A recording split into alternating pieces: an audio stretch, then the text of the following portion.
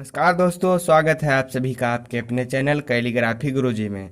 तो आज के इस वीडियो में हम कक्षा 10 की प्रश्नावली 1.1 का क्वेश्चन नंबर 2 सॉल्व करेंगे। तो पहले क्वेश्चन को पढ़ते हैं।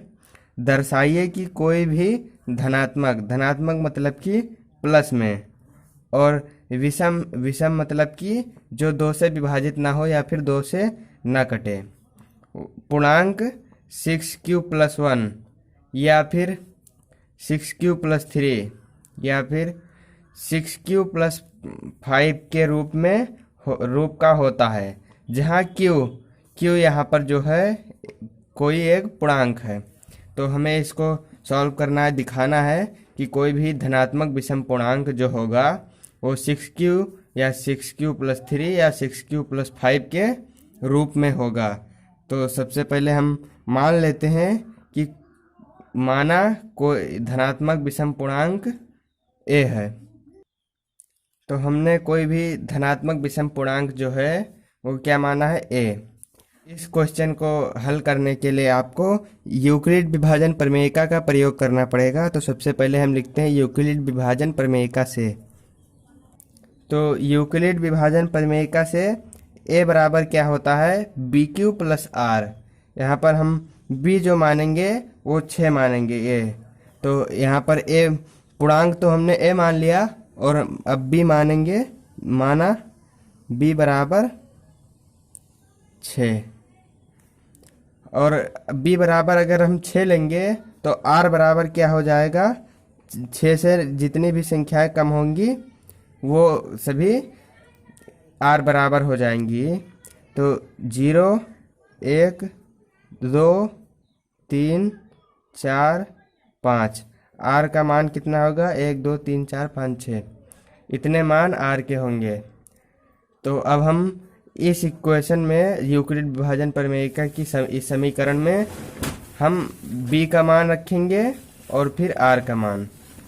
तो पहले हम a बराबर b का मान रखेंगे, तो b के जगह पर हम लिख देंगे 6q+r। अब बारी बारी से आपको r का मान रखना है इसमें। तो r बराबर हम पहले 0 लेंगे। r बराबर 0 लेने पर a ऐसे ही उतर आएगा, और फिर बराबर लिख करेंगे और 6 उतारेंगे, q भी वैसे उतारेंगे, प्लस r के जगह पर आपको 0 लिखना है क्योंकि r का मान 0 है।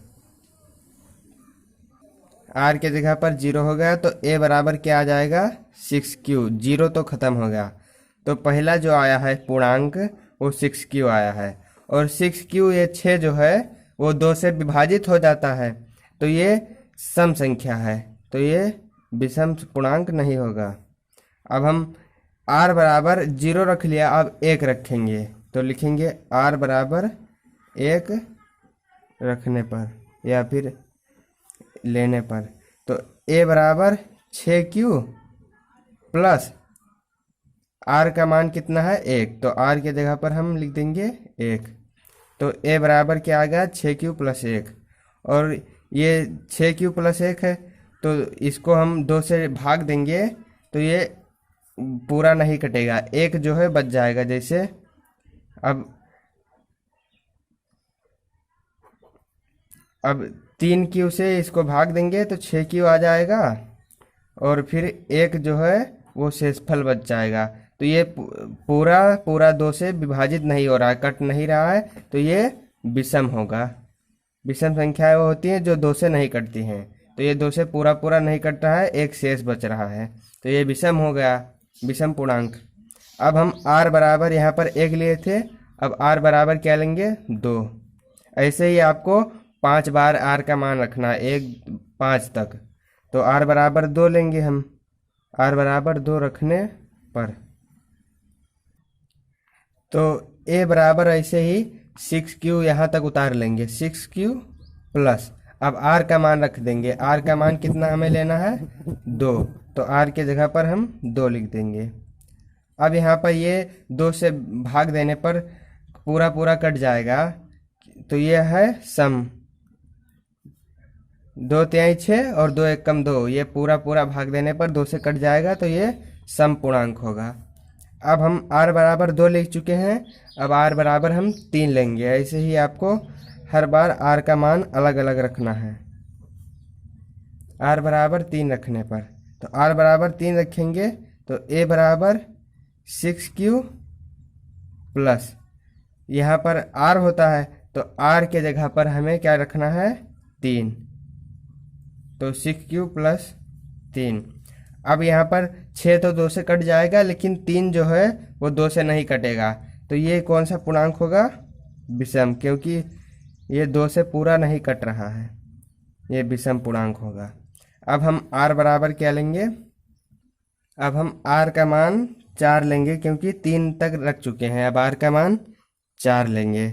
तो a बराबर क्या हो जाए, 6q प्लस, यहाँ पर r जो है r के स्थान पर क्या रख देंगे, 4, तो 6q प्लस 4। यहाँ पर 2 तिहाई 6 ये कट जा रहा है और 2 दूनी 4 ये भी भाग देने पर कट जा रहा है, तो ये सम होगा, ये सम पूर्णांक होगा। अब हम r बराबर क्या लेंगे, 5, 4 ले चुके हैं, अब r बराबर क्या लेंगे, 5, तो a बराबर हो जाएगा 6q प्लस, r के स्थान पर यहाँ पर r है, 6q प्लस r होता है, तो r के स्थान पर हम क्या रख देंगे, 5, तो a बराबर 6q प्लस 5 आ रहा है, तो 2 तिहाई 6 ये 6 आ गया, और 5 जो है भाग देने पर 2 से नहीं कटेगा, क्योंकि 2 के पहाड़ा में 5 नहीं आता है, तो ये क्या होगा, विषम, विषम। तो हमें सवाल में क्या पूछ रहा था कि विषम पूर्णांक जो होगा वो 6q प्लस 1 या 6q प्लस 3 या 6q प्लस 5 के रूप में होगा, 6q प्लस 5। तो यहाँ पर सम पूर्णांक तो 6q है, लेकिन विषम पूर्णांक क्या है, 6q प्लस 1 जो यहाँ पर आ रहा है, और फिर विषम पूर्णांक दूसरा क्या है, 6q प्लस 3, और फिर तीसरा क्या है, 6q प्लस 5। तो यहाँ पर विषम पूर्णांक क्या आ रहा है, 6q प्लस 5। तो अतः लिख देंगे हम, यहाँ पर हमारा क्वेश्चन सॉल्व हो चुका है। अब हम लिख देंगे यही प्रश्न अतः करके, और फिर यहाँ से लेकर और यहाँ तक पूरा प्रश्न उतार देंगे कि अतः कोई भी धनात्मक विषम पूर्णांक 6q प्लस 1 या फिर 6q प्लस 3 या 6q प्लस 5 के रूप का होता है, जहाँ q एक पूर्णांक है। पूरा प्रश्न हमने ऐसे उतार लिया और ये हमारा क्वेश्चन सॉल्व हो चुका है।